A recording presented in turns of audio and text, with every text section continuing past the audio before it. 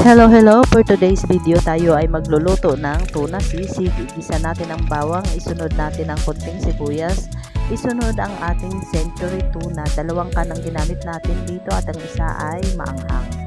So ayun, paghalo-haluin at lagyan ng paminta powder. Paghalo-haluin natin, tapos lalagyan natin ng green na sili.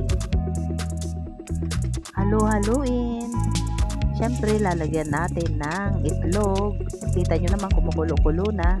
Pati yung sabaw nito ay nilagay natin yung sabaw na century tuna para walang masayang sa ating century tuna. So, ayan, 5 itlog ang ating ginamit. Pabayaan muna natin na ma-dissolve yung ating itlog. Kunting halo lang. Tapos, pababayaan natin para ma-dissolve yung itlog at yung sabaw.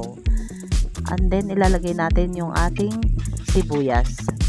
So, ayan, paghalo-haluin. Halo-haluin hanggang sa makita natin na wala na talagang sabaw. Tuyo na siya.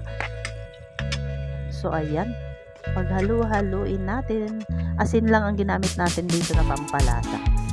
Ayan, lagyan na natin ng Lady's Choice Mayonnaise. So, luto na yung ating tuna sisig. Ayan na siya. Sarap nito. Try nyo sa inyong mga tahanan. Thank you for watching.